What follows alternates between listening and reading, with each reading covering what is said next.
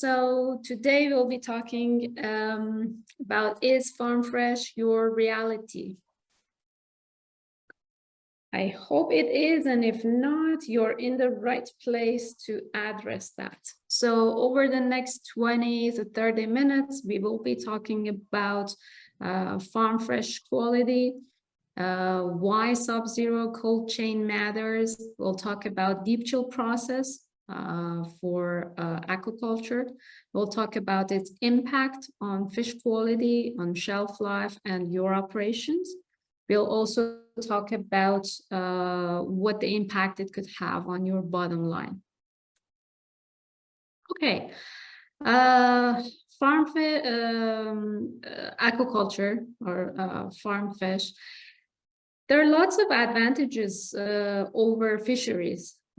Fisheries, the wild catch, they deal with a lot of uncertainties. In aquaculture, you have more things under your control. You can control the timing of harvest. You can control the volumes depending on the demand that you're having and prices that you're selling. You can keep fish alive just until seconds away from getting chilled. So that's great to maintaining the quality. Overall, there's a much better quality control in aquaculture. And also, another important thing is the location. So especially this is more related to land-based aquaculture. That these past years, it's becoming more and more popular. The farm location, as they're trying to get it as close to consumer market as possible. And the hope is that we can deliver the freshest possible fish to our consumers. But I think we can all agree, even though with all this greater control that farmers have and processors have, there is still a lot of challenge in terms of making sure that fish stays as fresh as possible until it gets to the market. And that's what we'll be talking about today. So over the past 5 years that I've been with Deepchill team, I had a chance to meet with many farmers and processors like yourselves. There are some common challenges that they usually tell us, that we hear from them. First and foremost, fish, like any other seafood, it deteriorates really, really fast, and it's unfortunately an irreversible process. So any loss of quality cannot be fixed.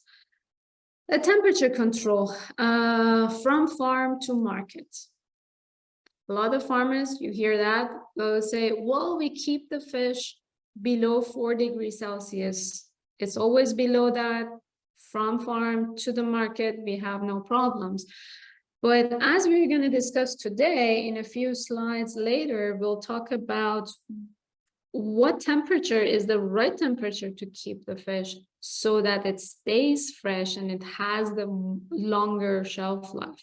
The other issue is the fluctuation of temperature. So every time that we have 2-3 degrees fluctuation, fish is out of the chilling medium, goes through the filleting machine or through sorting or gutting machine or any other process or hand filleting.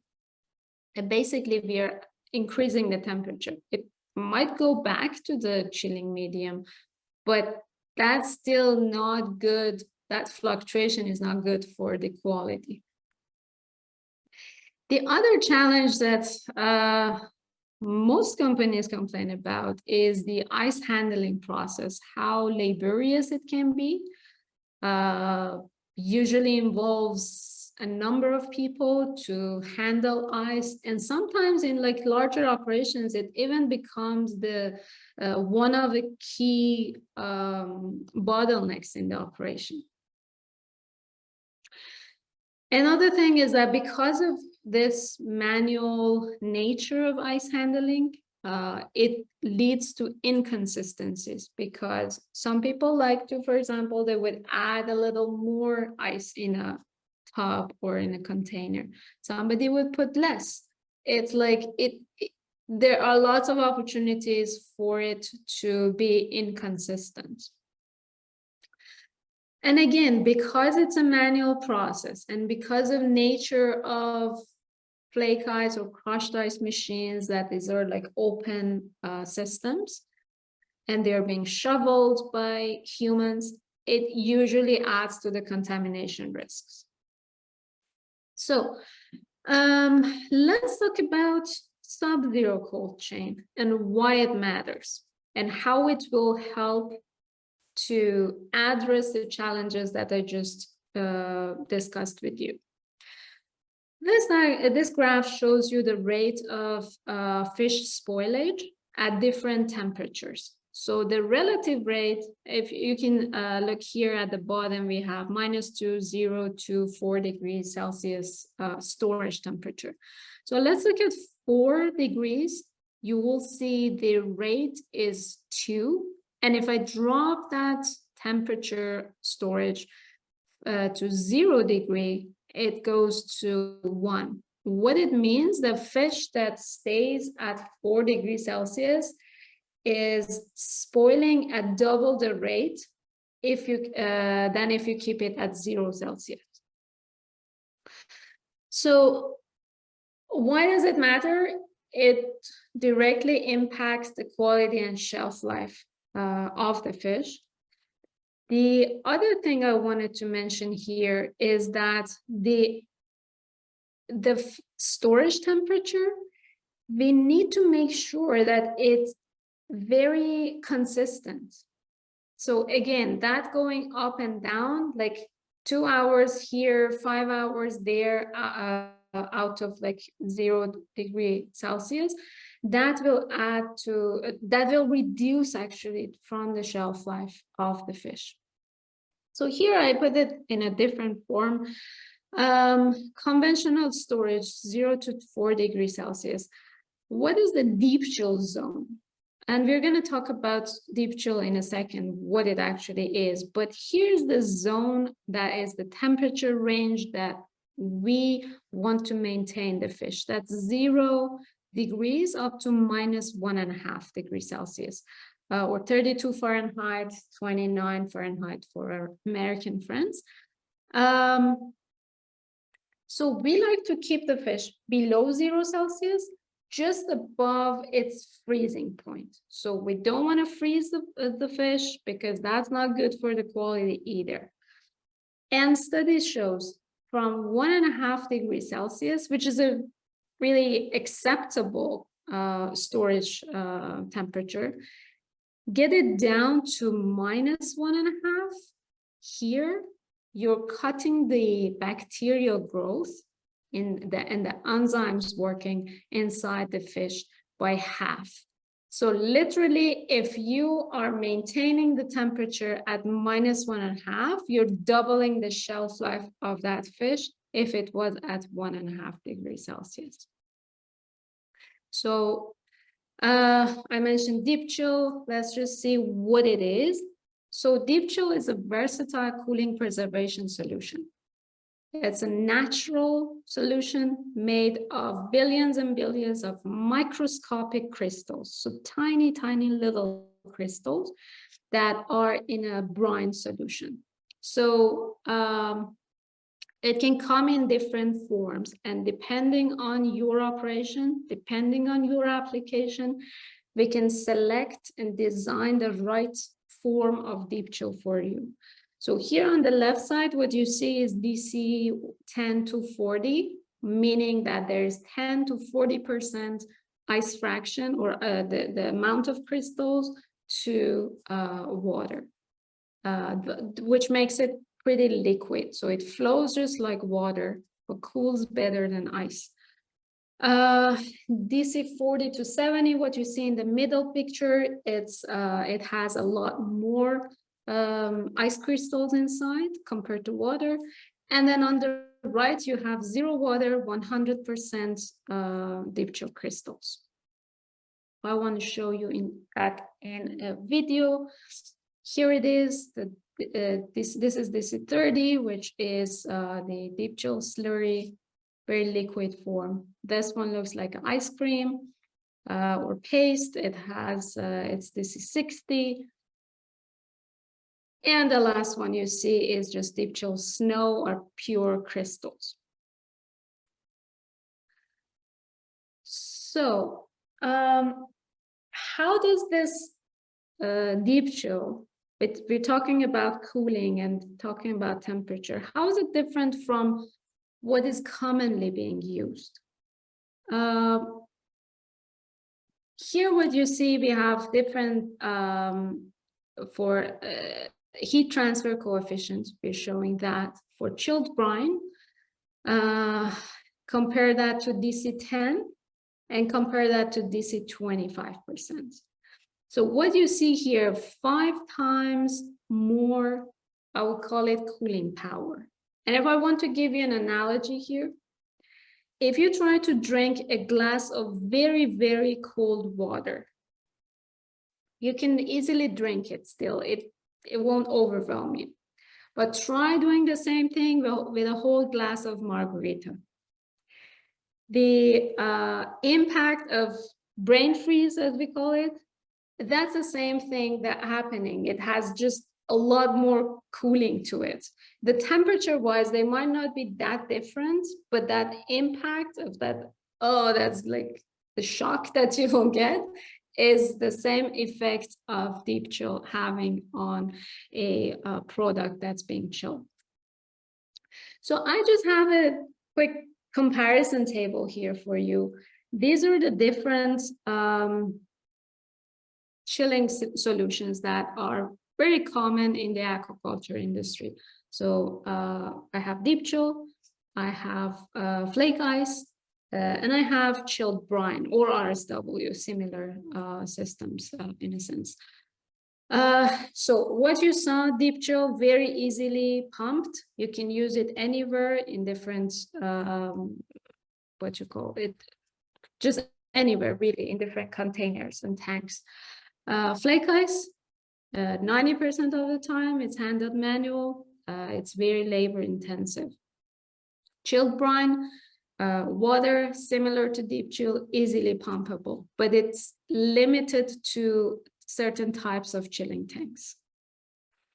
In terms of cooling, deep chill gives you very rapid cooling and maintains the product at sub-zero temperature. But which we just saw how important it is for the quality of the product. Flake ice, on the other hand, or chilled brine, you have a much slower cooling rate, and it won't have the ability to keep product below zero temperature. So it's usually somewhere from 1 to 2 degrees if you're doing a really good job. In terms of impact on the on fish appearance itself, it doesn't cause any bruising. Deep chill doesn't cause any freezer burns, and it keeps the product's moisture inside. Whereas with flake ice, especially if it's like chunkier pieces, it will cause bruising. If it's subcooled, or it like newer flake ice machines, they give you like -7, -8 temperature of ice, it will leave a freeze and burn mark on the product. And also if you're layering the down just ice and fish, you will have some drying effect. Compare that with water, chilled water. It does not damage the fish, but subcooled brine, which is sometimes used in helix tank, but it gets to like -5 or 6 degrees sometimes, it will cause the outside layer and surface of the fish to get frozen. So in terms of contamination, deep chill is a fully enclosed system. It's pumpable. There are no contamination points at all. With flake ice, as I mentioned, it's open system. Manual handling is very open to contamination. chilled brine, fully enclosed system, and it's automated systems. However, it requires recirculation through the system, so it adds to the cleaning work that needs to be done, and also there is contamination risk because of that. With Deepchill, because it doesn't separate that easily, as I mentioned, the crystals are microscopic, so it creates this homogeneous solution, slurry. It doesn't separate that fast. It takes like quite some time for it to slowly separate. You will have a very even temperature throughout a container. Compare that with flake ice. Even when you add water to that, you will see the ice will separate, comes to the top, and at the bottom you're left with water. And what that means is the fish at the bottom can have a very different temperature profile than the ones on top that are touching the ice. So sometimes that temperature difference can go like 6 or 7 degrees Celsius. Which is obviously not good for consistency of quality. In a single batch, that's a huge difference. And with brine, it's easier to have this even temperature. However, you require the recirculation to keep that circulating throughout the tank. So with that introduction, I'll pass it to Kyle. He will be talking about the Deepchill process, how it will be applied in your operation. Thank you for that, Mina. You know, one thing that you said always sticks with me, and it's just the size of our particles and what makes us different than other ice options, or even different than other like slurry ice options, because we're not the same. Sometimes something looks like a duck and quacks like a duck, but it's a mallard, right? And the Deepchill particles are just so tiny and pearl-shaped that they react with food and in liquids differently than crushed ice options. But now we're talking about the process itself. So where do we fit into your operation? And the one thing that I'll stress is that we don't come in trying to reinvent the wheel or trying to completely change the way you run your operation. We integrate into the various stages or various parts of the business. And initially, in terms of harvest, we would integrate into the boat so that the fish are harvested directly into Deepchill, crashing the temperature immediately. And I noticed that those pictures also didn't populate for some reason, Mina, but we'll just roll with it. Yeah, I'm sorry. I'll just leave it like this for this slide. And even transporting from the harvest point to the processor facility, whether it's in totes or ISO trucks, we integrate there. And that's actually one challenge that a number of aquaculture operators have talked to me about specifically, is sometimes these ISO trucks, these tanker trucks will have reefer units built into them, but there just isn't enough volume to really drop the temperature. So they notice that over time, the temperature of the fish, even though there's an RSW style chiller, that temperature slowly creeps up, especially in the hot summer months. And this is one area where we can add value. Secondly, we integrate either with the post-harvest or in the spin chilling tank. So instead of using just cold water, which we know from previous slides doesn't carry a lot of heat energy with it, we integrate our Deepchill there, so you get 5 times the power per liter of fluid going in. And then in terms of sorting and storage, you'll see in some of the pictures that we're going to show some of the customers and how they utilize it in their operation. And obviously, the colder you get the fish is the more yield you get when filleting, especially if you use an automated filleting part of your operation, and then packing and ship.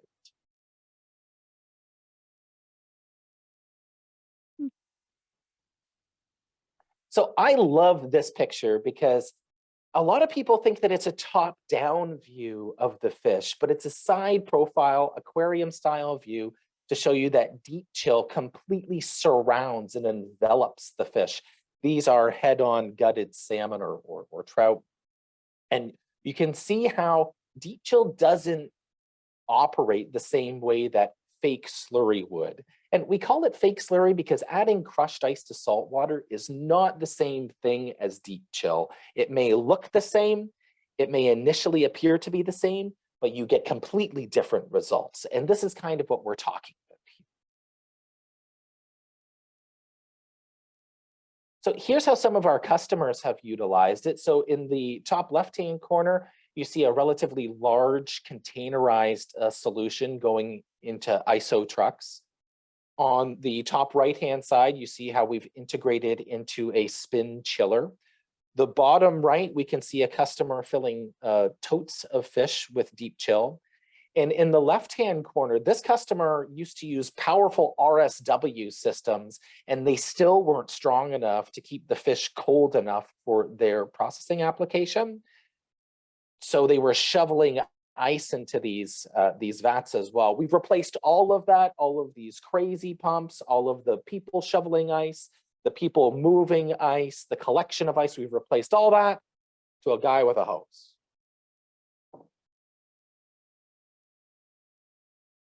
And here we can see how we integrate in terms of transportation. So whether that's in totes or trucks, we have a darn good solution. We can see the totes here have lids and are fully insulated, but it's just one way that we're going to help you maintain that sub-zero temperature on the road and during pre-process.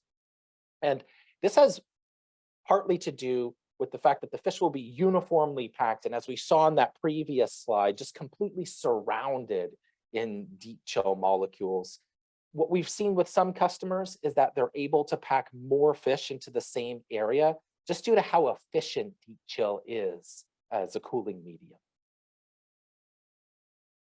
Here we can see a processing customer. So again, these people used to move skids and totes full of ice to various parts of the shop. There were people whose entire livelihood revolved around them just moving ice. They didn't add any value to the business other than they are just an ice mover. Well, we've replaced them with a hose. So now, wherever the workers need to use deep chill, they just press a button and deep chill comes out of the hose. Massive operational savings and massive changes to the quality of the product for the better. Here again, a question that we get a lot is if deep chill is safe for headed and gutted fish or head-on gutted fish. And here we see headed and gutted fish going into a thicker deep chill paste to drop the temperature and keep it low during processing. And all of our systems are HACCP compliant. And again, here we see a customer on the West Coast of North America putting head-on gutted salmon into a tote of deep chill to really crash that temperature. And here we see it's not damaging the fish. We can see the color of the eyes. It's unfortunate we don't have a gill shot for you, but it's at the end of the day, we're trying to minimize the degradation of this product.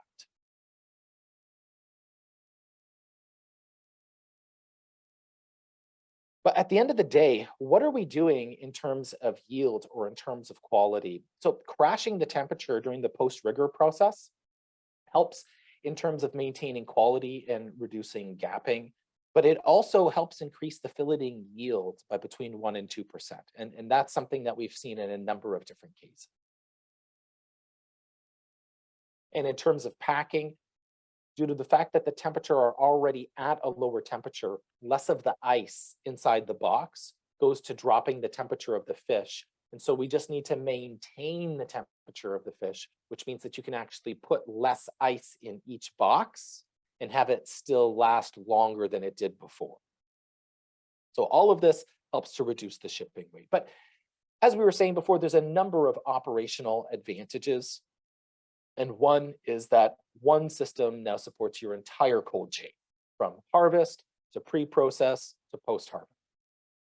Flexible integration, regardless of process or equipment, we integrate with the way your business currently runs. Automation and reduction of labor costs. So the challenges that you're probably having are finding enough people to work in your operation. And what we do is add flexibility so that you can get more out of your existing set of employees, as well as streamlining and speeding up the icing process. I've been to a number of different plants where it's a very laborious process to shovel ice into boxes. And again, the only thing these people do all day is shovel ice into a box or move ice around. There are better solutions to these problems. And also, one thing that we didn't really touch on was a buffer to manage bottlenecks in production. So, and again, a number of operators have talked about this as well, about the fish being about 2 degrees Celsius as they go through the line. And then there's some sort of a disruption, either there's a bottleneck at the filleting machine, or there's a bottleneck at the sorting machine, or there's an equipment problem. And now all of a sudden those fish go from 2 to 3 to 3.5 degrees, and it gets awfully close to the entire volume of fish being thrown away if it goes above 4. So we really do help with maintaining the cold chain and stopping those bottlenecks. But what is our impact on the bottom line? Because if we're not making a difference, if we're not delivering real value, then what the heck is the point in investing in a deep chill system? Well, just as we were speaking about before in terms of filleting yield, we help you increase the yield from the same amount of fish you're processing today, lower labor costs, and eliminate product degradation. And product degradation is one thing that many companies don't like to speak about, but it all hits the books at the end of the day. Going from number 1 to number 2 salmon is a 15 or 20% discount. And when we're talking about hundreds of thousands or millions of pounds, that adds up very quickly. So, Mina, we have a short ROI to present, I believe. Yes, here we go. So in one case, we've taken a look at what it would look like if there was degradation that happened in terms of harvest. So we're assuming a standard 250,000 pound harvest size with 3.25 value per pound of salmon. If you lose 20% of that value, if it degrades from number 1 to number 2 salmon, we're talking about a loss of $162,500 taken off the top line of revenue. So, and that's all from cold chain. In addition, we also looked at what value we provide if you're filleting. So again, same harvest size, 250,000, assuming an average yield of filleted yield of 70% of the original weight, assuming a $10 value of salmon fillets, that would be 1,750 pounds of additional yield, and an additional $17,500 per harvest. So our systems generate value, and that value is the real reason that you would want to invest in a deep chill. So that's all I have. Our contact information is right here. We would love to design a system that's right for you. And we'd like to open up the floor to questions and answers. And I think we have some questions already, Mina. Yes. Let me open that. Can I stop sharing? All right. Is deep chill solution a type of slurry ice? Maybe Kyle, you want to answer that? So the reason we don't like to say slurry ice is just because everyone thinks of slurry ice as a different thing. So I've met a number of organizations. I've seen a number of competitors' machines. And the way they create slurry ice is by generating flake ice or some other type of ice. They crush it up, add it to salt water, and boom, there's your slurry ice. And again, it's just what I was saying before. Sometimes it looks like a duck, it quacks like a duck, but it's a mallard. It's something completely different. So we have a lot of testing that's been done on this, not just by us, but by third-party organizations. And that crushed ice just has a different microscopic profile. And it separates so quickly from water that within moments of adding that crushed ice to water, you'll notice almost immediate separation in the water column. Whereas with deep chill, it remains homogeneous for much longer. And again, it's due to the microscopic nature of the particle and its shape. So unlike flake ice or tube ice or really any other kind of ice, we don't form it on the wall of a surface. Deep chill forms suspended in the liquid, so it gives it a unique shape. If you were to look under a microscope, our ice or deep chill particles look like spheres. They're pearl-like structures rather than this jagged, edged chunk of ice. I could go on a lot longer. Yeah, yeah, and Kyle, an easy way to also to think about this is imagine you had a cup of rice that you threw in water versus a cup of corn flour that you mix in water. Both are slurries. The corn flour doesn't dissolve in the water, but the corn flour remains like a milky liquid, right? Before you throw it in your stir fry, whereas the rice just separates straight away. And the difference is in that type of magnitude, right? The deep chill pearls that are made are orders of magnitude smaller and finer and less jaggedy. And so it actually just creates a different fluid behavior. Okay, very good. All right, Mark, here's one question for you. Does the system have to use salt, and how salty must it be? Okay, yeah, we get that question quite a lot.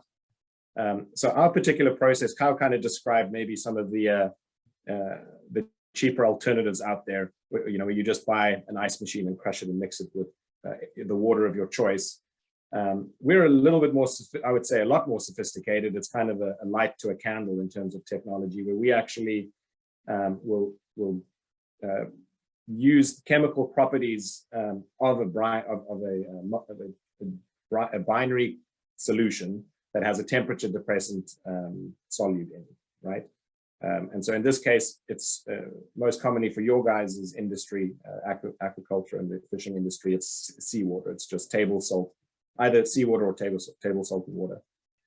And we manipulate the chemistry within our process to generate these ice crystals. They kind of form the same way snow forms up in the clouds. These ice particles form within this brine fluid.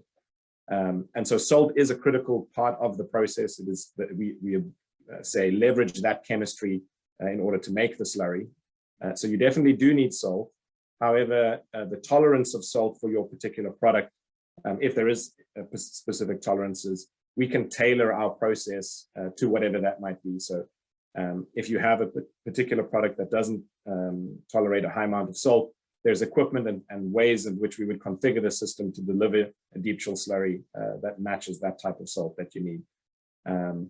Another thing to think about is the change, or say your choice or the choice of salinity within the deep chill fraction affects the temperature of the fluid. So we have some examples, say in the crab industry, cook and chill industry, where we're actually looking for colder temperatures because we're trying to crash cool a cooked product. In that case, we might add more salt so that we can get, say, a -5-degree deep chill.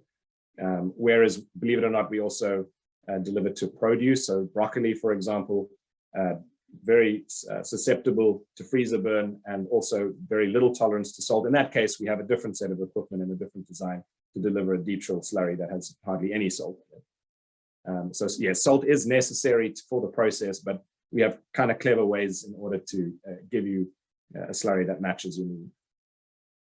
All right, very interesting. We have another question. I think we kind of touched on that. Why are deep chill and slurry ice different? I think we kind of covered it. I just add the point here that the one of the keys or the key differentiator points, our team, we look into your application. So there's a lot to, like, as Mark was saying, we can manipulate many factors within our solutions so that to make sure it is right for your application. And that's one of the keys. It's in the application. So we can, as we saw the deep chill forms, we can control the form, we can control how much salt there is, what's the temperature there. So depending on your application, we can design the right solution for you.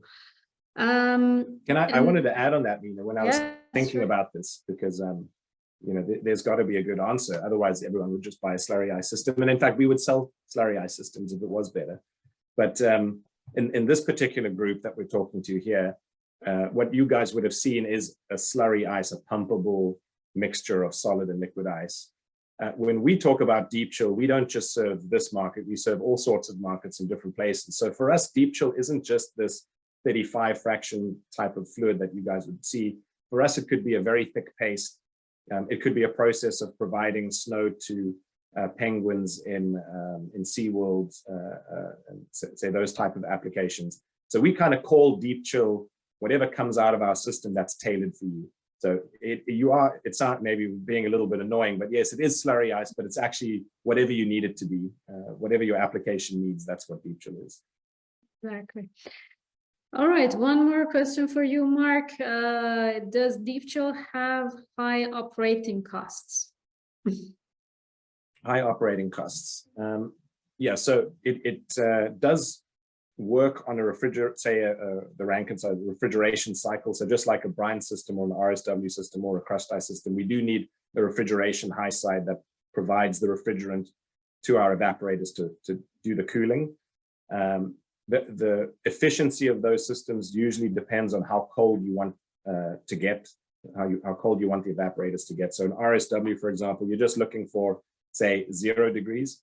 We actually generate our crystals much colder than that, say -10, -15, something like that, as part of our process. But at the end of the day, it's an electrical consumption that is pretty much comparable to most of your other options. So does it have a high operating cost? I mean, that depends where you're moving. If you're moving from having no cooling at all to having cooling, you might you might consider it a noticeable increase in cost. But if you already have you know, an RSW system and you're thinking of moving to a deep chill system, it's going to be about the same. There is some costs associated to salt, but again, you might have access to brine or access to seawater, in which case there's no salt consumption. Salt might not be an issue for you, in which case you wouldn't worry about it. And if the salt cost was a problem for you, we also have a couple of clever systems and technologies to help minimize salt consumption as well. So I would say it wouldn't be a game changer in terms of operating costs. The system does pay for itself, CapEx and OpEx, quite comfortably. All right, Kyle, we have 2 questions kind of similar, so I'm going to combine them. One is a question we get a lot, is how long does deep chill last in a container? And the other question is it possible to use deep chill solution for small scale fishing lasting 18 to 24 hours? So I'm assuming they mean like to fill up tubs or fish hold with deep chill and go for fishing and come back. So you want to touch on that? I was going to say that's actually a great application for deep chill, is in those day trip boats. And if it's a smaller boat, then you may want to think more about like a land-based system to pump the deep chill into the boat and just to harvest fish into that hold of deep chill. But great application for it. Catch the fish, crash the temperature right away, and then have the freshest fish for your processing customers. So yeah, it's great application. We see a number of vessels that go on 1 to 3 day trips utilize deep chill just because of the significant increase in quality that they notice. In terms of how long does deep chill last inside a tote, you're right, this is a question that we get a lot. And part of the issue is that there's a number of different data points that feed into that equation.